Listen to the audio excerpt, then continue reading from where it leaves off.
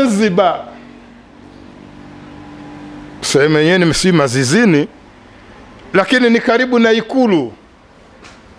Kabla hujafika uko kwenye junction ya kwenda Muslim College pale, kama unakwenda kona za kwenda Mbweni, Chukwani, hujafika uko karibu na mjini, kuna sehemu inaitwa Nguzo 100. Alhamdulillah nilifika pale, na kweli 100, 1, 2, 3, 100 ndani ya bahari. Zinaanzia juu nguzo 100 mpaka ndani ya bahari. Mwandishi anasema hizi ndizo ngazi, sio nguzo, ngazi. Hizi ndizo ngazi 100. Hizi ndizo ngazi 100 ambazo Wazanzibari wengi waliteremka kuyaendea mauti yao. Ngazi 100 Wazanzibari ukiteremka bwana, inna lillahi, wengi wameuawa. Meua sana.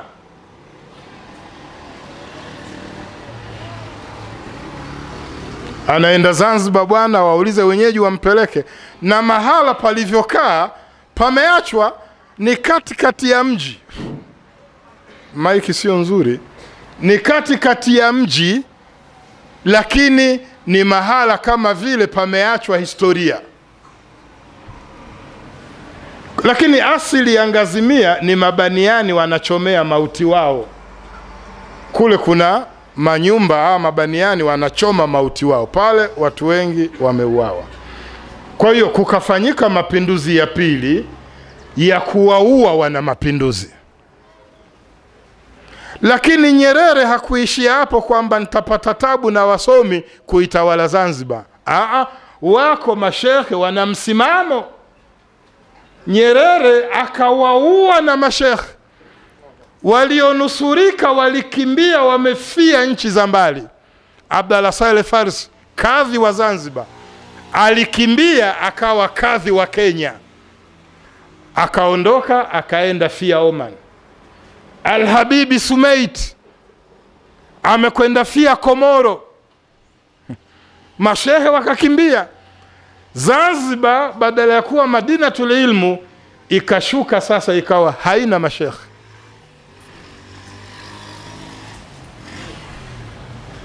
Si maneno mazuri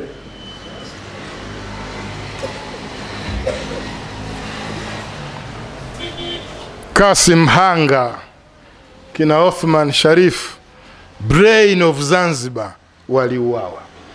Zanzibar ikabakia na viongozi wajinga, viongozi wa hafidhina.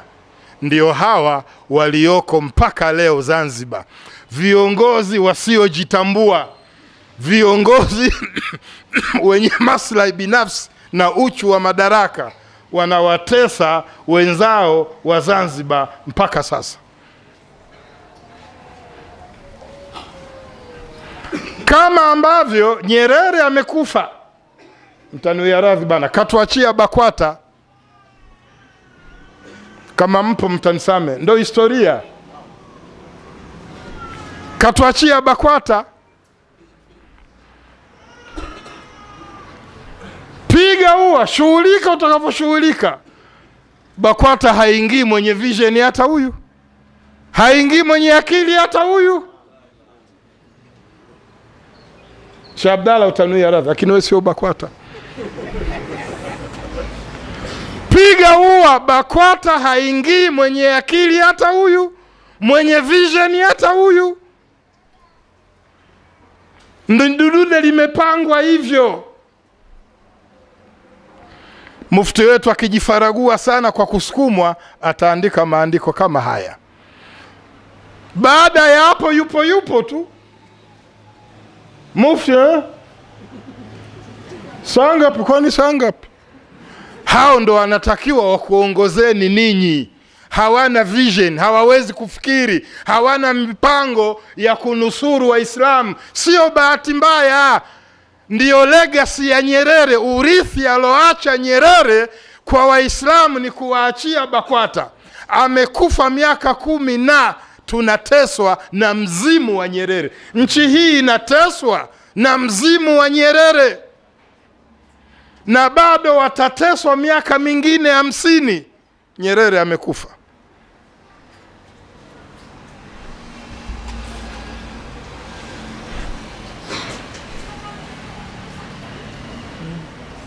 Sasa usione mbona misikiti yote maimamu hawaeleweki. Imepangwa. Peleka imamu mwenye akili hakai bwana. Msikiti wa Bondeni Arusha ulikuwa na maimamu wenye akili. Mrema alikwenda Waswaga msikiti ule akawapa BAKWATA.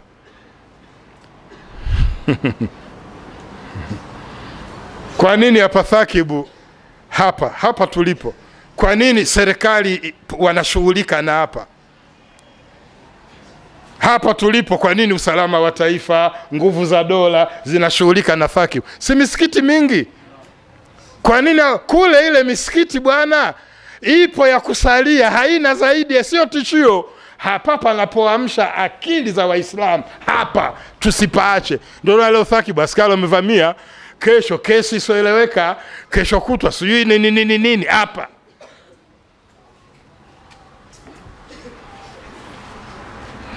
Sinaeleka vizuri ba? Misikiti mingi mbona hawaendi?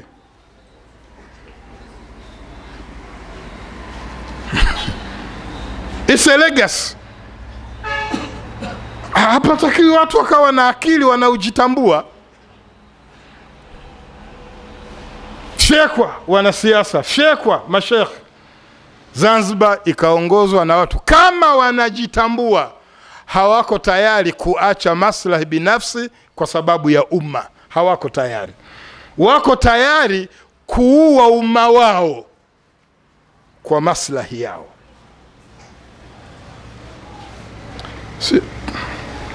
Tunakwenda vizuri wote? Bas. Sasa imeenda miaka yote hii ya Zanzibar na nini? Zanzibar sasa iko kwenye apex. Yaani Wazanzibari sasa wamejitambua. Wana shida tu ya viongozi wao. Lakini Wazanzibari mpaka Wanyaka hawa wakijiweni wamejitambua, sisi sio huru. Sisi ni koloni la Tanzania bara. Sasa juhudi hizi zinazoanza sio za kidini, sio za uamsho. Wewe uko huku ndio utajua za uamsho. Sisi tulikuwa Zanzibar mwaka jana tu juzi, hizi sio za uamsho. Hizi ni za Wazanzibari wanatafuta uhuru wao uliopotea kwenye muungano. It is a freedom struggle.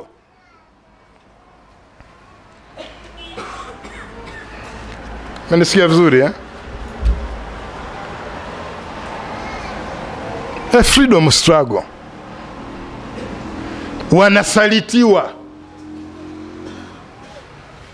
Wanasalitiwa na viongozi wao. Sasa kuna mambo bara na visiwani yana majina tofauti, lakini ni mambo yale yale. Wewe unakuwa confused na majina tu. Futari ile ya miogo, viazi umeiponda na kalanga, ikiwa sio mwezi wa Ramadhani inaitwa mchanato. Ile ikiwa mwezi wa Ramadhani inaitwa futari, lakini ni ile. Ni ile. Kila watu wamepewa jina kulingana na mazingira yao, na namna ambavyo jina hilo wakipewa ndiyo akili yao itakapozugwa zaidi. Tatizo kubwa la Tanzania bara kwetu ni mfumo Kristo. Huku mfumo Kristo bara. Mfumo Kristo. Umesikika sasa, umeeleweka. Juzi nilikuwa namsikia Mkristo mmoja kapandwa na Roho Mtakatifu. Star TV. Anasema Zanzibar wamechoma makanisa. Halafu siku hizi wana msemo wao leza mfumo Kristo. Na kaujua mfumo Kristo. Tanzania ukitaka kujiweka kwenye mazingira ya hatari, zungumza mfumo Kristo.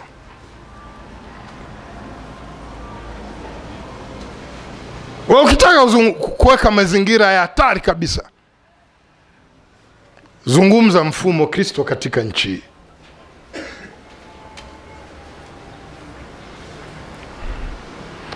Mzee wetu mzee Suleiman Takadir, Suleiman Takadir, mtu wa kwanza mwaka 1958 kuzungumza mfumo Kristo. 58, miaka mitatu Tanzania inakwenda kupata uhuru. Anamnyoshea fimbo yake Nyerere, anamwambia wewe fimbo na macho, wewe utaleta mfumo Kristo katika nchi. Suleiman Takadiri akamfika, akafukuzwa 5. Waislamu wenzake walimtenga, hata salamu alaikum ya Kiislamu hawakumpa. Badala ya kumwita Suleiman Takadir, jina wakambadilisha Suleiman Mtakadini. Waislamu, sisi Waislamu walivomtenga kijamii, Suleiman Takadiri amelala kitandani, yuko katika sakratul maut. Aliwaita maswahiba zake, akasema mmentenga, mimi nakufa sasa, lakini mtanikumbuka. Mtanikumbuka. Masaa matatu walipata habari Suleiman Takadiri amefariki. Waislamu waligoma kwenda kumzika. Aliyeongoza kampeni ya kugoma msaliti wa 5 mdini, marehemu mzee Rajabu Diwani, kamanda wa vijana wa 5. Watoto someni historia, Waislamu someni historia.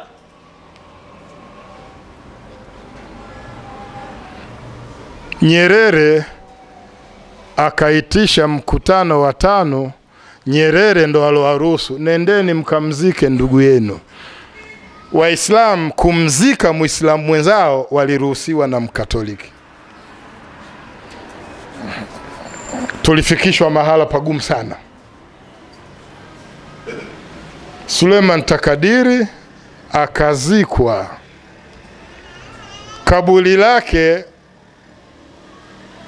Dar es Salaam bwana, si hatuijui, lakini njia panda ile ya kwenda Buguruni inapita Dar es Salaam pale Bomani, Karume hapa inaenda Changombe. Sawa sawa Kuna makaburi kulia, pale lipo kaburi la Suleiman Takadiri. Amelala hapo. Amekufa kwa kinyongo cha kutengwa na ndugu zake Waislamu kwa sababu ya Mkatoliki. Kosa alitaja mfumo Kristo. Hassan bin Amir, mufti wa kwanza huyu wa Tanzania, mkutano wa kwanza wa Waislamu wa East African Muslim Welfare Society mwaka 1962. Hassan bin Amir ameitisha mkutano wa taifa zima. Waislamu hawana matumaini kama serikali ya Nyerere itawaletea maendeleo. Wameitana wenyewe wapange mipango ya maendeleo mwaka 62, mkutano wa kwanza baada ya uhuru. Mfumo Kristo ukazungumzwa kwenye kikao hicho. Hassan bin Amir yakamkuta. Alifukuzwa Tanzania, akarudishwa kwao Zanzibar. Amewekwa kizuizini mpaka akafa Zanzibar.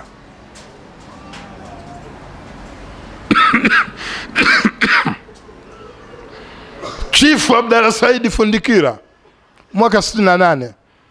68 East African Muslim Welfare Society inakufa, inazaliwa BAKWATA.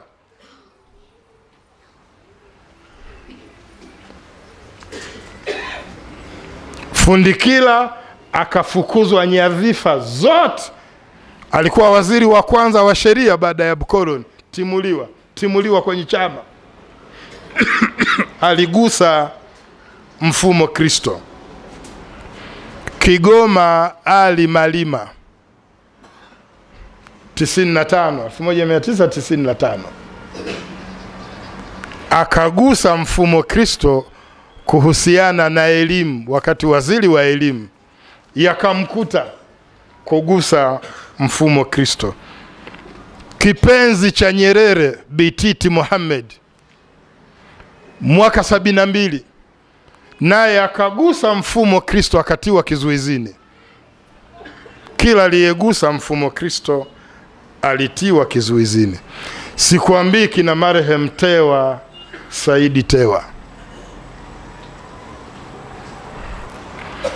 Pana siri gani kwenye mfumo Kristo ukiugusa unakwenda na maji?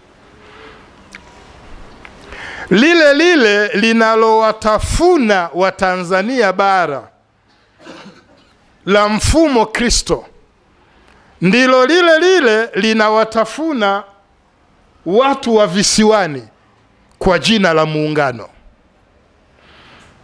Kule ni muungano. Muungano hauna tatizo huku tatizo ni mfumo Kristo. Ni mtu yule huku anajiita mfumo Kristo, kule ni muungano. Muungano.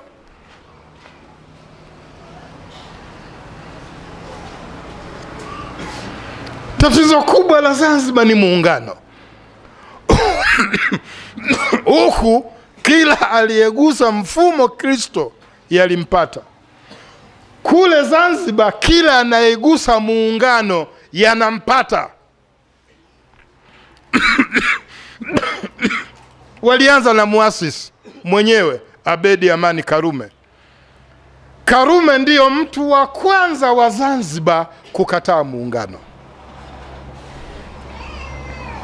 Alianza kwenye hotuba za Zanzibar, na kuambieni wa Zanzibari, muungano kama koti, msiwe na wasiwasi. Likikubana unalivunja, unalivua. Nyerere akaanza kupata science. Kasema hivyo sasa katumwa mjumbe kwenda kwa Karume kumpelekea maneno ya kifidhuli. Nyerere kamtuma mjumbe, amekwenda Zanzibar. Bwana, nimetumwa na Nyerere, wewe hivi. Mjumbe akapewa majibu, nimesikia. Mwambie Nyerere nimesikia, lakini mwambie amri yake yeye inaishia Chumbe ndo mwisho, huku ni mimi. Kamwambie bwana anasema yeye huko ni yeye.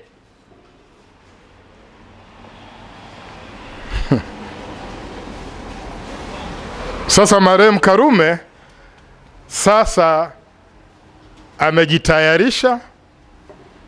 Viongozi waandamizi wa Zanzibar amewaambia warudi nyumbani. Wamerudi. Anawaambia visiwani kunatokea jambo kubwa sana. Kubwa. Sasa watu wamekaa attention kuona nini kinatokea. Kubwa lililotokea sio Karume kuuawa. Hili ndo alituambia tukae standby, alijua atauawa. Maana waliambiwa jambo kubwa linatokea. Karume anasema njooni. Mkubwa mmoja anamuaga, anakaza Dar es Salaam, anasema usiende, jambo kubwa linatokea Zanzibar. Jambo kubwa lenyewe Karume akauawa.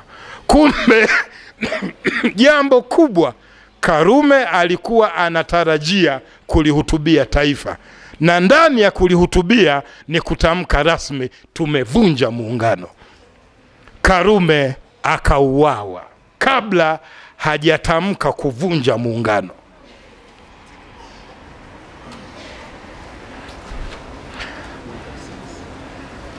Akashika Abdu Jumbe. Abdu Jumbe kila akikaa Zanzibar hasikii raha. Hasikii raha, koti la muungano linambana, hata hewa ile ya feni haiingii. Hapumui. Akagundua yeye sio rais wa Zanzibar. Sura ya nje, macho ya nje, kwa mamolimoli yale na maeskoti na mizinga 21 na gwaride, nyie wote mnaona Jumbe rais wa Zanzibar. Lakini Jumbe mwenyewe akiwa ofisini anajiona yeye kibaraka wa Nyerere. Sio rais wa Zanzibar, hana amri. Nitakuja mpaka kwa Sheni. Hana amri. Akachukua karatasi, kuna mkutano wa chama Dodoma, atapeleka malalamiko yake. Kaandika malalamiko yote, atayawasilisha kwenye chama. Sio ya kuvunja muungano, lakini ya kurekebisha muungano. Yako mambo hayaendi sawa, akayaorodhesha yote. Tafuta kitabu chake kinaitwa The Partnership, 30 Turbulence Years. Abudu Jumbe, Partnership.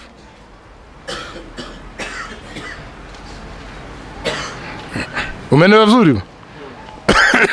Rais wa nchi yuko ofisini. Sasa anaandaa makabrasha ya kwenda Dodoma.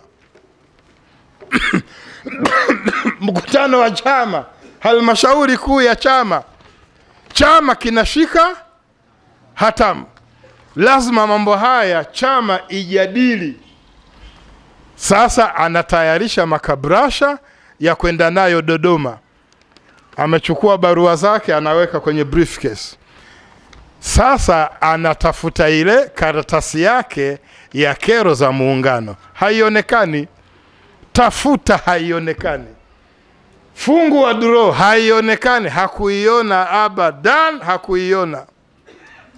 Akasema basi midhali yamo kichwani, takwenda yaeleza kutoka kwenye kichwa.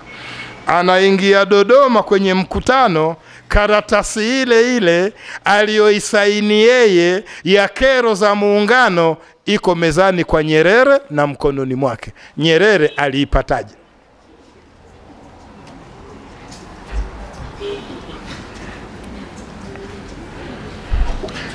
Mnayajua Mnayajua? Asubirini, subira, saa 10.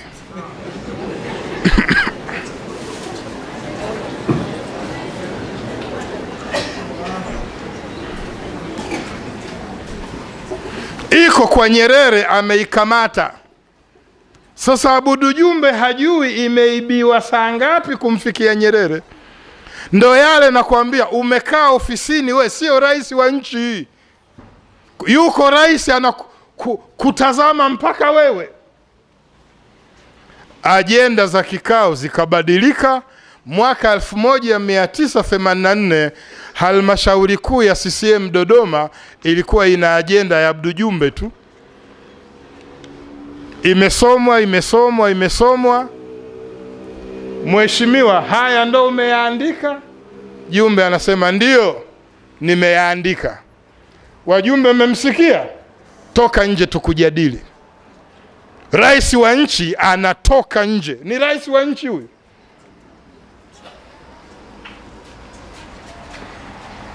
Jumbe akatoka. Kawekwa mahala.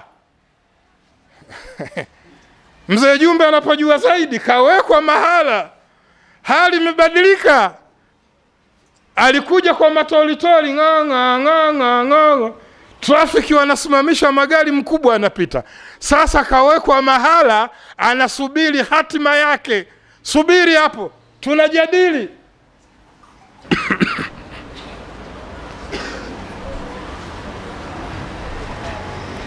Kaja Mwinyi, kakaa kidogo Zanzibar, akawa rais wa muungano.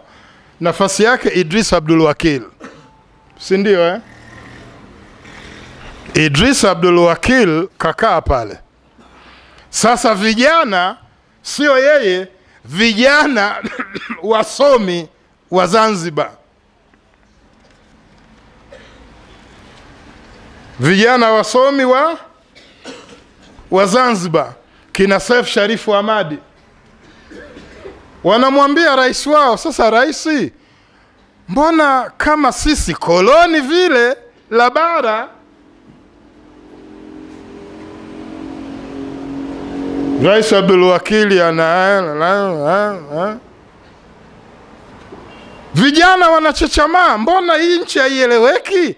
Ni amri kutoka bara, amri kutoka bara. Tutaziona, ndo nimesogea kuona tatizo la amri kutoka bara nini.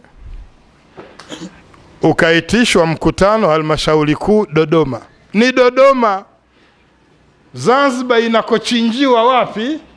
Dodoma. Vijana wanae, twendeni Dodoma. Kitokeo cha Dodoma, Seif Sharifu Hamadi Rashidi, marehemu mzee wetu Shabani Mlo, nini, wakafukuzwa CCM. Fukuzwa CCM.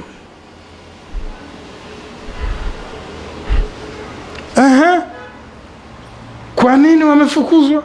Wamegusa muungano.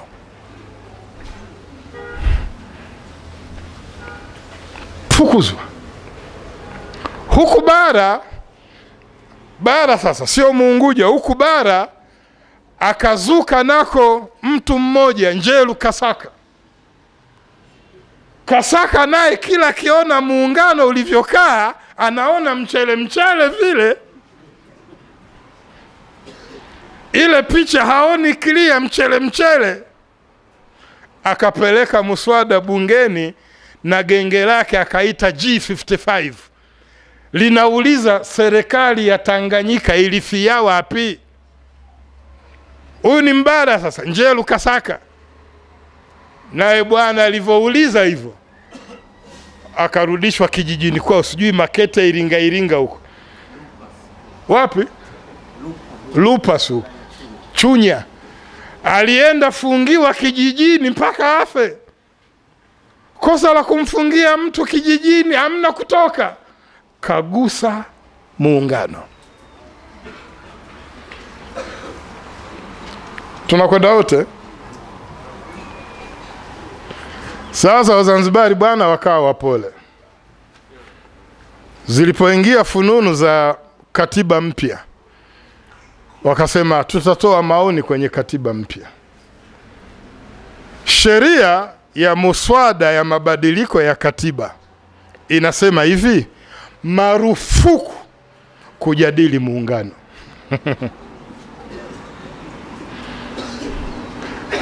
Sasa hebu wenye akili tu, kuna nini kwenye muungano? Ndio swali, kuna nini? Kuna nini kwenye muungano?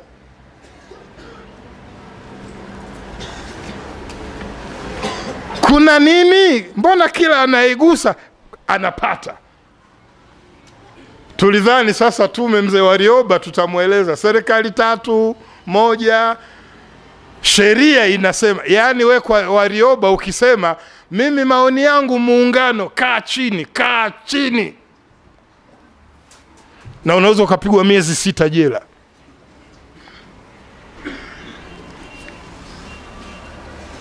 Waislamu, kuna nini kwenye muungano?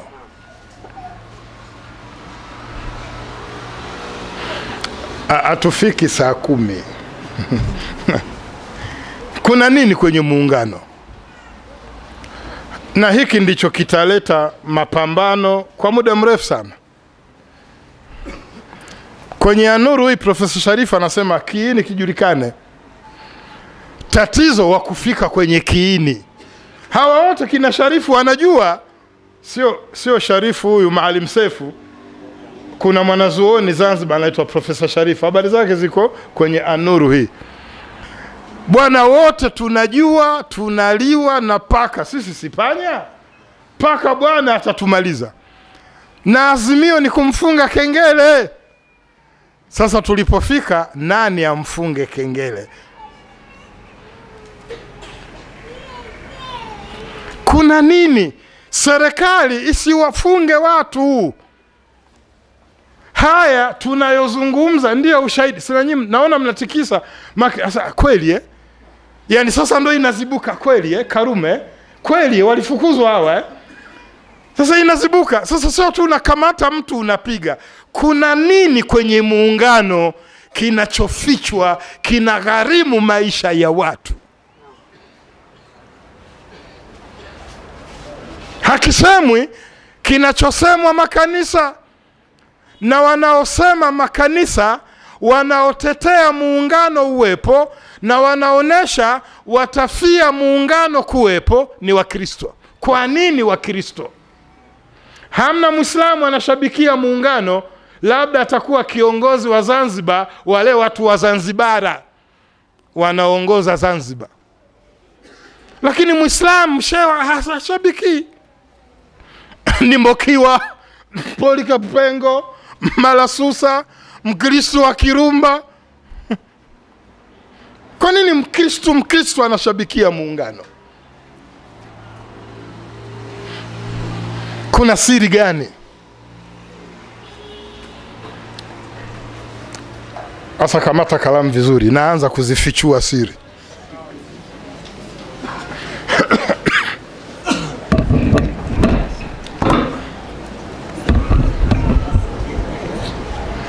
Ila mjue na mimi naenda na maji hivyo.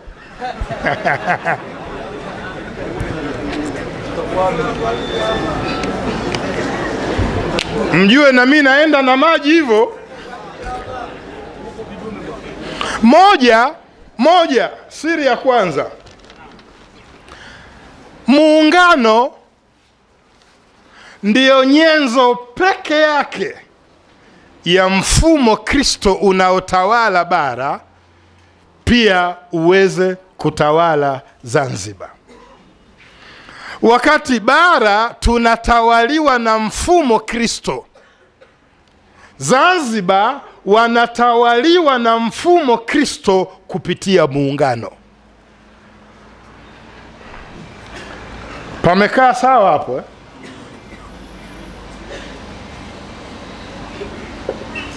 Mwaka jana niko viwanja vya Ole Kianga Pemba. Nazungumza mfumo Kristo. Pemba. Ole Kianga Pemba.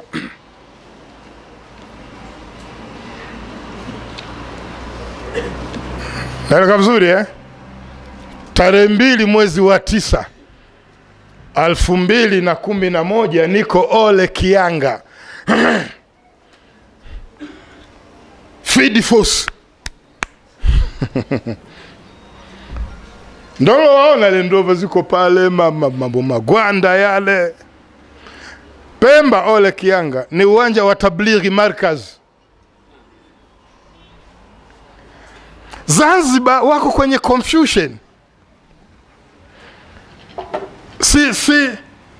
Kesho yake Jumamosi muhadhara mfumo Kristo. Ananambia mzee mmoja wa Kipemba, anasema lakini shehe, baadaye nikaambiwa ni askari alikuja, asa lakini shehe, hapa unazungumza mfumo Kristo, kule bara sawa, maana wa Kristo wameshika hatamu za uongozi,